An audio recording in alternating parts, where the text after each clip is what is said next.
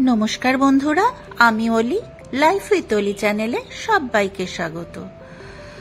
বর্ষাকাল মানেই কিন্তু ইলিশের রাজত্ব, আর এখন প্রচুর পরিমাণে বাজারে ইলিশ মাছ উঠেছে। আর ইলিশ মাছ মানেই কিন্তু ইলিশ ভাপার রেসিপি।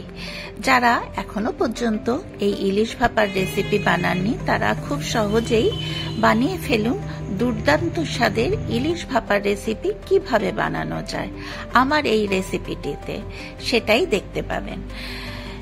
এটা সম্পূর্ণ আমার নিজস্ব রেসিপি, তো আমি কিভাবে বানাচ্ছি সেটাই আমি আজ আপনাদের সঙ্গে শেয়ার করছি। এই রেসিপি কিন্তু গরম ভাতের সঙ্গে খেতে দুর্দান্ত লাগে। আর ইলিশ মাছ খেতে পছন্দ করেন না এরকম বাঙালি কিন্তু খুবই কম আছে। তাহলে চলুন দেখে নেওয়া যাক আমি আজকের এই দুর্দান্ত স্বাদের ইলিশ ভাপার রেসিপি কিভাবে বানাচ্ছি।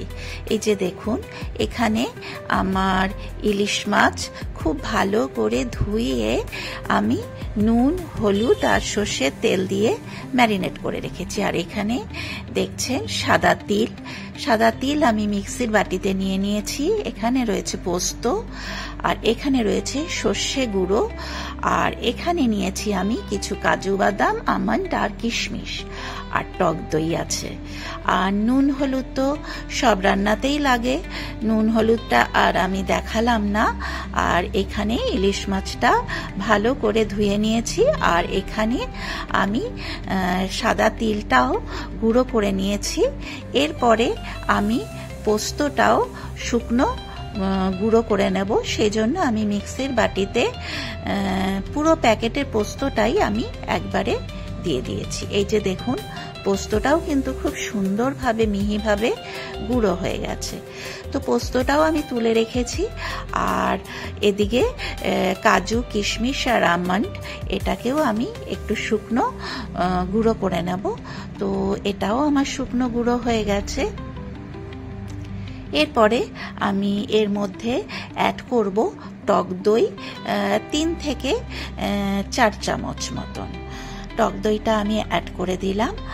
আর এরপরে আমি 3-4টে কাঁচা লঙ্কাও এর মধ্যে দিয়ে আমি একসাথে বেটে নেব।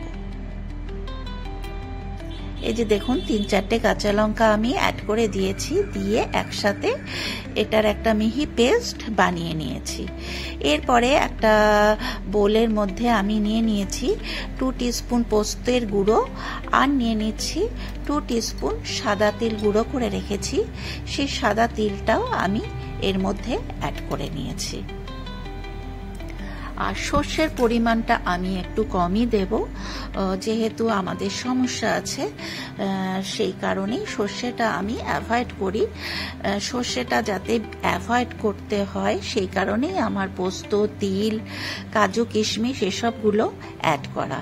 তবে এইসবগুলো অ্যাড করে কিন্তু রান্নার টেস্টটা কিন্তু দারুণ হয়েছিল। আপনারা যদি এইভাবে কোনোদিন বানিয়ে না থাকেন, একবার অবশ্যই বানিয়ে দেখুন আমার মতন করে, আশা করি আপনাদের ভালোই লাগবে। তো আমি বাদাম আর টক দইয়ের যে মিহি পেস্টটা বানিয়েছিলাম সেটাকেও অ্যাড করে দিলাম। আর দিয়ে দিলাম আমি 1 টিস্পুন মতন হলুদ পাউডার।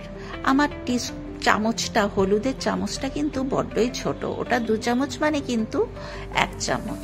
আর খুব সামান্য পরিমাণে একটু জলও অ্যাড করে দিলাম।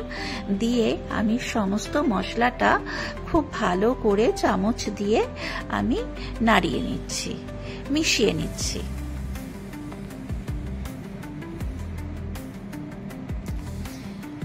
এই যে দেখুন, আমি মশলাটা মিশিয়ে নিয়েছি। আর এতে দিয়ে দিলাম স্বাদ মতো নুন, আর দিয়ে দেব খুব সামান্য পরিমাণে, মানে 1/2 টিস্পুনের থেকেও কম একটু চিনি দিয়ে দিলাম। চিনিটা দিলে কিন্তু এর স্বাদ আরো বেশি ভালো হয়। আপনাদের যদি অপছন্দের হয় চিনিটা স্কিপ করতে পারেন, তবে যেহেতু সর্ষে দিলে একটু তিতকুটি ভাব আসে সেই কারণেই কিন্তু আমি চিনিটা অ্যাড করলাম। এরপরে আমি দিয়ে দিলাম 1 টিস্পুন মতন কাঁচা সর্ষের তেল, দিয়ে আবারও মশলাটাকে খুব ভালো করে আমি মিশিয়ে নিচ্ছি।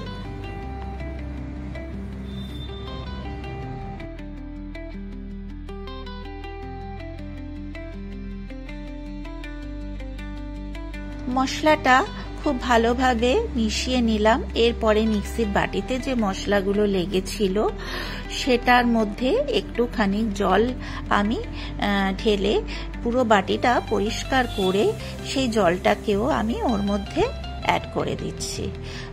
মশলার বাটিতে যতটুকু মশলা লেগে থাকে পুরো মশলাটাই কিন্তু আমি জল দিয়ে ধুয়ে দিয়ে দিচ্ছি, যাতে একটুও মশলা আমার নষ্ট না হয়।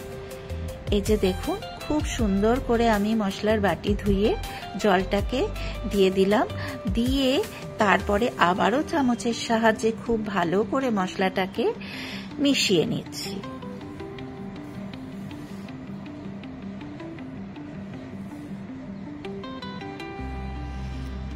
তো মশলাটা আমার খুব ভালো করে মেশানো হয়ে গেছে। এরপরে আমি যে মাছটা ম্যারিনেট করে রেখেছিলাম তার মধ্যে থেকে আমি 5 পিস মাছ আমি ভাপা করব, আর বাকিটা আমি অন্য রেসিপি বানাবো।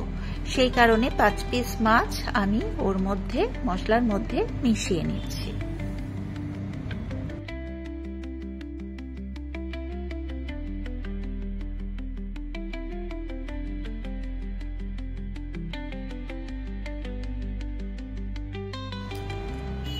আপনারা চাইলে এর মধ্যে নারকেল কুড়িয়ে বেটে সেটাও ইউজ করতে পারেন, কিন্তু নারকেলটা যেহেতু শরীরের পক্ষে ক্ষতিকর সেই কারণেই আমি নারকেলটাকে অ্যাভয়েড করার জন্যই আমি পোস্ত, তিল আর কাজু, আমন্ড, কিশমিশ এই সমস্ত ইনগ্রেডিয়েন্টসগুলো আমি অ্যাড করেছি।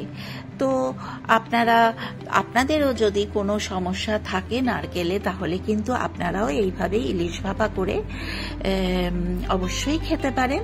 আশা করি আপনাদের কিন্তু ভালোই লাগবে। এই ইলিশ ভাপাটা কিন্তু ভীষণই ভালো হয়েছিল। তো শেষে আমি আবারও 1 টিস্পুন মতন সর্ষের তেল অ্যাড করে দিলাম।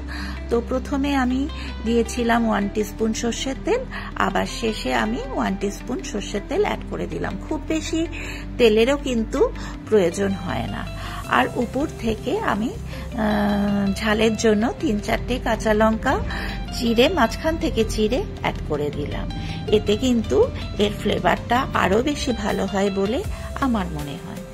তো এরপরে আমি মাইক্রোওভেনে 4 মিনিটের জন্য মাছটাকে কুক করে নেব। আমি ইলিশ ভাপাটা মাইক্রোওভেনেই করে থাকি। আপনারা চাইলে কড়াইতে গরম জল করে তার মধ্যেও করতে পারেন, তবে আমার মনে হয় মাইক্রোওভেন যদি কারোর থাকে তাহলে এইভাবে করলে এর টেস্ট কিন্তু ভীষণই ভালো হয়। আর যাদের মাইক্রোওভেন নেই তারা অবশ্যই কড়াইতে গরম জল করে করবেন। এই যে দেখুন, আমার ইলিশ ভাপা কিন্তু অলমোস্ট ডান। তো একটা পাত্রের মধ্যে আমি পরিবেশন করার জন্য তুলেও নিয়েছি। আর এই রকম ইলিশ ভাপার রেসিপি কিন্তু গরম ভাতের সঙ্গে খেতে জাস্ট ফাটাফাটি লাগে। তাহলে আজকের মতন এই পর্যন্ত। আমি আমার এই ইলিশ ভাপা রেসিপি আপনাদের কেমন লাগলো অতি অবশ্যই একটা লাইক, শেয়ার, কমেন্ট করতে ভুলবেন না। আর যারা আমার চ্যানেলে নতুন, এখনো পর্যন্ত আমার চ্যানেল সাবস্ক্রাইব করেননি, তাদেরকে আমার চ্যানেল সাবস্ক্রাইব করার জন্য অনুরোধ রইল।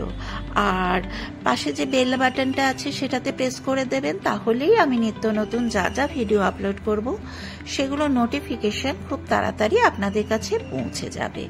তাহলে আজকের মতন এই পর্যন্ত। এরপর আমি হাজির হব অন্য কোনো দিন অন্য কোনো নতুন ভিডিও নিয়ে। আপনারা সবাই সুস্থ ও ভালো থাকবেন। আর আমার সাথে এতক্ষণ থাকার জন্য আপনাদের অনেক অনেক ধন্যবাদ।